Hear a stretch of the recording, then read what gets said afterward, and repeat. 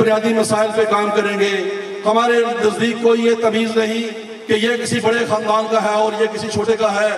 मैं समझता हूँ कि जब हमारा रब कहता है कि मेरे नजदीक बेहतर वो है जो मुत्तकी है, तो फिर मैं और आप कौन होते हैं जो ये तफरका कर सके।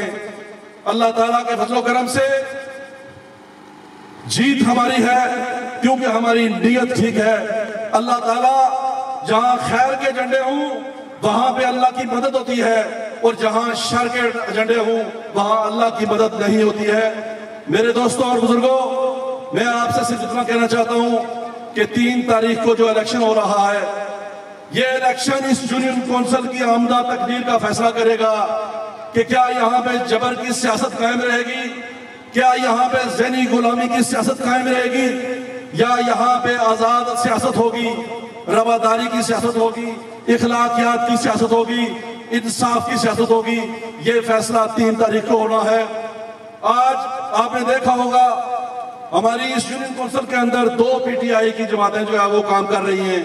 एक जो है वो नियाजी साहब की पैरोकार है, और एक जो है वो सरदार तनवीर इलियास साहब जो वज़ीर आज़म है उनकी है।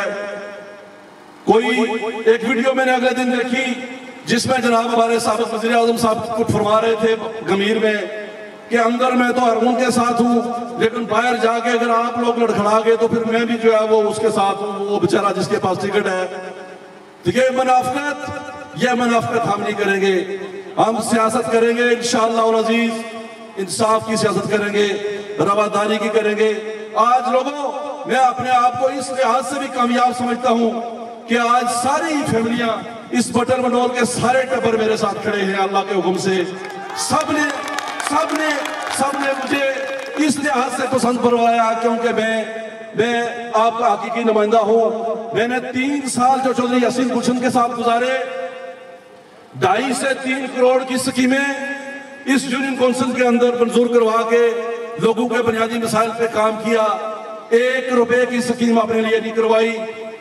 बेशुमार तकर्रियां हुई जिसमें हमारे डिग्री कॉलेज के दर्जा 4 के मुलाजम थे, कुछ बेलदार की वैकेंसियां थी, कुछ प्रोफेसर थे हमारी इस डिग्री कॉलेज में जो काम थे वो हमने पूरे करवाए।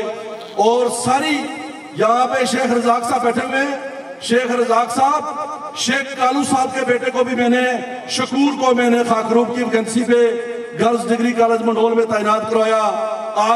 आज के इस दौर में कोई शेख का बच्चा ये सोच भी नहीं सकता कि वो इसमें कहीं तैनात हो जाएगा।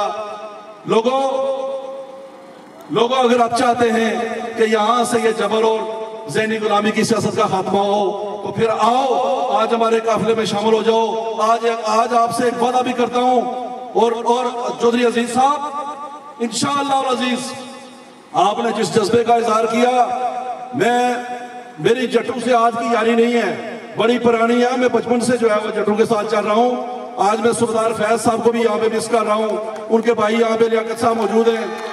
मैं आपकी पूरी फैमिली जो है, जो आपके भतीजे भांजे भाई यहाँ पे बैठे हुए सारे पहलवान नजर आ रहे हैं। अल्लाह के फजलो करम से आपके पोलिंग स्टेशन का मुझे फिक्र नहीं है। ये तो पहली मुलाकात में ही मैंने जाके अपने अजीजों को बता दिया था।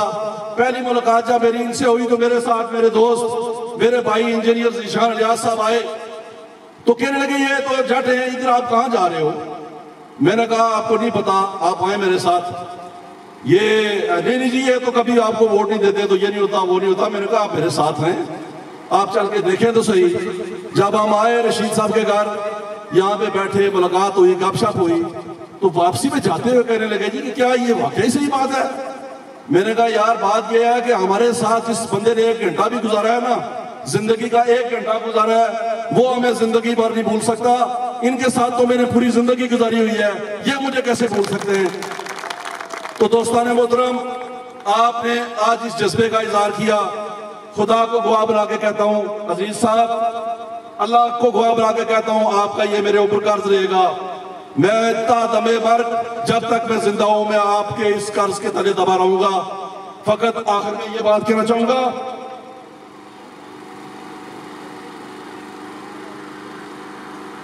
3 तारीख को शेर पे ठप्पा लगाना है और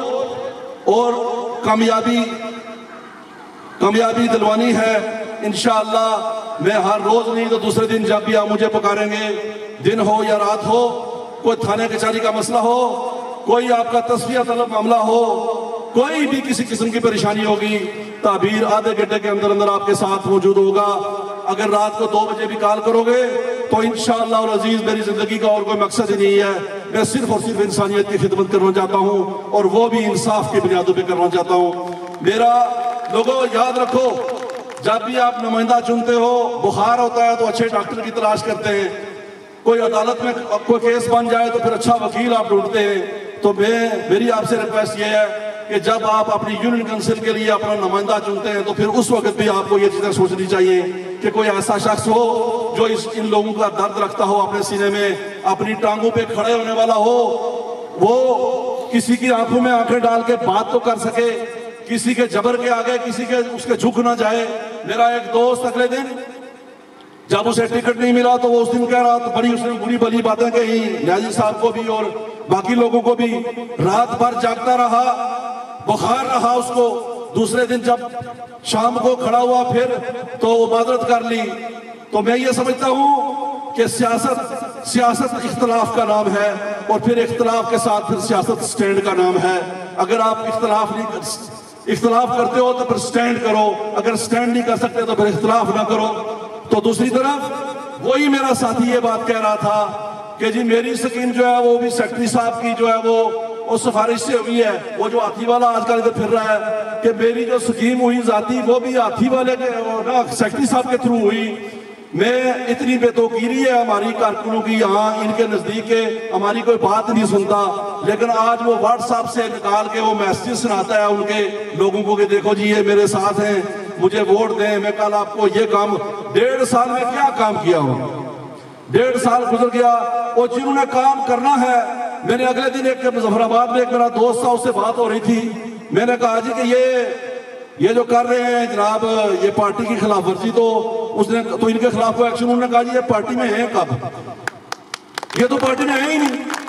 तो मेरे दोस्तों और बुजुर्गों, इस लालच में कभी मत आना कि ये आपका कोई काम करेंगे, ये कुछ भी नहीं करेंगे। इंशाअल्लाह अज़ीज 1.5 साल पहले जो तरक्की का सफर जो खत्म किया था उसको इंशाअल्लाह 3 तारीख के बाद दोबारा स्टार्ट करेंगे। आपकी जितने भी यहाँ के मसाइल हैं, चौधरी शफी साहब को मैं यहाँ पे मिस कर रहा हूँ, है यहाँ पे कहीं नहीं दूसरे ये अपने पीछे बैठे हुए चौधरी साहब कितने बैठे हो? चौधरी साहब आपका शुक्रिया, बहुत शुक्रिया।